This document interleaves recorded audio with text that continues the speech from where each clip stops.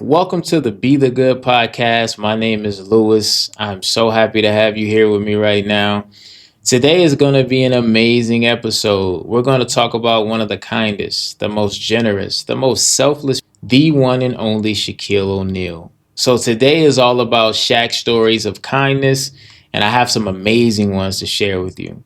If you're new to my content, I tell positive stories online in hopes to make you feel better about humanity. And I also share amazing quotes and passages that I've come across that have really helped me over the years.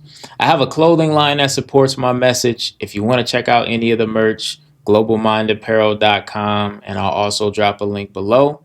So I'm going to kick things off with a quote that I read this week that really touched me. Some days feel like standing in the wind, unsteady, unsure, but even the tallest trees lean and still remain rooted. You're allowed to sway without breaking. That last line really touched me. You're allowed to sway without breaking. And it touched me because sometimes I can be a bit of a perfectionist and I don't give myself enough grace and enough patience to have a down moment, to experience a low. In fact, you can't even enjoy the highs without the lows. So that's a great reminder for me. If you have a quote you want to share with me, please drop it in the comments. I'm always interested in reading new quotes. So let's kick things off with an amazing Shaq story. This story blew my mind when I read it. So one year, Shaquille O'Neal was playing in the NBA Finals against the Indiana Pacers. Coach Brown was Shaq's coach at LSU, and during those finals, Coach Brown receives a call from a woman living in Indiana. The woman says, "Hey, Coach Brown, you don't know me, but I'm a big fan of yours. I have a son who's in the hospital with a rare cancer. Doctors have operated on him, but they said there's nothing else that they can do, and he doesn't have much longer to live. Do you think there's any way you could have Shaquille O'Neal call my son? Because he's one of his biggest fans, and I want Shaq's voice to be one of the last voices that he hears." So Coach Brown says, "You know what? I'll do what I can, but it is the NBA Finals, and I know he's focused on this series, so I can't make any promises." And she says, "Okay, I appreciate it." Coach Brown hangs up with the woman. He calls Shaq, explains the situation. It's a brief phone call, and they hang up. He never hears back from the woman, and he never hears back from Shaq.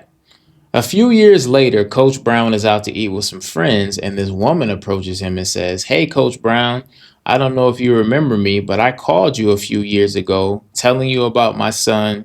And Coach Brown immediately cuts her off and says, "I know exactly who you are. Did Shaq ever call you?" And she says, "No, Coach, Shaq didn't call me." And Coach Brown says, "I'm sorry to hear that, but like I said, he was busy with the finals." And then she cuts him off and says, "Shaq showed up to my son's hospital room. He sat there with him while he was asleep. When my son woke up, he fed him. He told him jokes. He hung out with him. He laughed with him. He stayed there for about 3 hours with my son, left the hospital room and went straight to the game." And that was so amazing to me. It meant so much to me. It meant so much to my son. Thank you so much for making that call.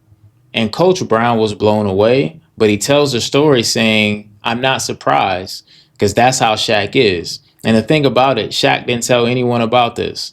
There was no fanfare. There was no publicity. There were no cameras. He truly just did this out of the kindness of his heart because that's how genuine his gifts are. And man, that was such a dope story to me. I love everything about that story. All right, so my next Shaq story. One day, Shaq is riding around Long Island, New York, and he has to use the restroom. So his team finds the next place that they can stop at to allow him to use the restroom, and it happens to be a bridal shop. So Shaq goes into the bridal shop. He uses the restroom. While he's in the restroom, everyone who's in there is saying, "Oh, it's Shaq. This is crazy." So he comes out. Everyone wants autographs. They're taking pictures with him. And being the way he is, he takes all the photos, he signs autographs, and he's headed to the door. He gets to the door, turns around, walks back up to the counter, and finds an employee. And he says to this employee, "Everybody in here, their dress is on me." She couldn't believe it. The people in the store couldn't believe it. But he paid for everyone's bridal gown in that store, no matter how expensive it was, no matter how many there were. And he just did this again, just out of the kindness of his heart. He didn't tell anybody about it. There was no fanfare. He didn't alert the paparazzi. He just did this and left. And one of the most beautiful things about Shaq is that I heard an interview where he says every time he leaves the house, he tries to bless someone and he tries to be a gift to someone and make someone's day. And man, you want to talk about putting your money where your mouth is. Bridal gowns aren't cheap. He wanted to do that for those customers. And man, I have so much respect for that. So there's another quote that I want to share, and it goes perfectly with this episode. And the quote goes, "The world is changed by your example, not by your opinion." And you want to talk about someone who leads by example. Man, Shaq does that better than anyone that I know. But that's one of my favorite quotes. The world is changed by your example, not by your opinion. And especially in this social media age, everyone has an opinion. Everyone talks the talk, but you don't see a lot of people walking the walk. That's one of the main reasons I started making the type of content that I make, because I wanted to walk the walk. I saw so much negativity online, and I said to myself, I'm either going to give up social media or I'm going to do something to change it. But I definitely wasn't going to complain about it, comment on people's videos, put a bunch of negativity out there, because that doesn't change anything. I said, I'm going to try to make something that actually touches people and puts more love into the world. That's what led me to where I am today. Got one final Shaq story for you, and this one is amazing as well. So there is a young college student by the name of Tamara Humphreys, and she's a wrestler at the University of Pittsburgh, Johnstown. And she's there on a wrestling scholarship, and she is a standout. She's essentially dominated the sport ever since she started competing. The thing about her situation is she doesn't have reliable transportation. So it's hard for her to get to and from practices. It's hard for her to get to meets. She had taken on a part-time job trying to save up enough money to buy a car, which prevented her from focusing on her sport and on her craft. So one day she gets this message, and it's from Shaquille O'Neal. And he says, I've heard about you. I'm a big fan of yours. I love your story. I love your competitiveness, and you're doing your thing. And I have nothing but respect for that. And he says, I have something for you. Shaq surprised her with a brand new SUV. He just bought her a brand new car. And he says, I want you to be able to focus on your wrestling. And the only thing that I ask is that you keep body slamming them and stay away from the boys. That's all I ask. She showed up to the dealership and there was a brand new SUV with a bow on it just for her. And what's so dope about this is he doesn't know these people. He truly just does these things out of the kindness of his heart.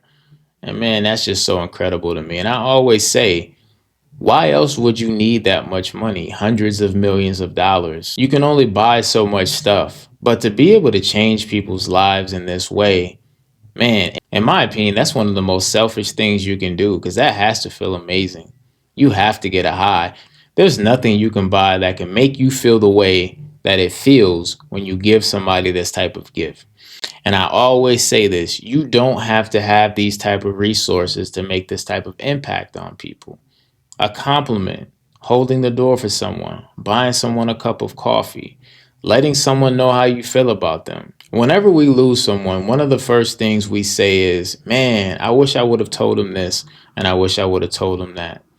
You can call someone right now and tell them how you feel. You can send someone a text message and tell them how you feel. We don't tell the people closest to us how we feel enough. Once a year, me and my extended family try to get together and take a trip with each other. One year I had this idea and I set my entire family down, and there's about 20 of us. And I said, what we're going to do is, one by one, we're going to go around and we're going to tell each person in this room exactly how we feel about them. And that's exactly what happened. It was one of the most beautiful things that I had ever been a part of. It took us a few hours, but it felt like 5 minutes. And you would be amazed at all the emotion, the tears, the laughter, the smiles. People in my family were hearing words that they had never heard from certain people before. It was very uncomfortable for us. I have to admit, even for myself. But every person in that room got the chance to hear how every other person in that room felt about them. And that can be life changing. I encourage you to do that with your friends and your close ones and let me know how that turns out. So, as I wrap up this episode, again, I want to thank you for being here with me. It means the world to me that you've taken time out of your busy day, out of your busy life to consume my content. And I really do appreciate you. And if you enjoy the podcast, please let me know so I can continue doing these more often. And if you have an amazing story you want to share with me that you would like for me to share, I'm happy to do so as well. I hope you enjoyed this episode. And as always, please do your very best every single day to be kind to yourself, be patient with yourself, because you definitely deserve it and you've always deserved it. You are worthy. You are enough exactly the way that you are. Be as kind as you possibly can to every single person that you come in contact with. Your small act of kindness can mean the world to them. My name is Lewis. I'm signing off until next time.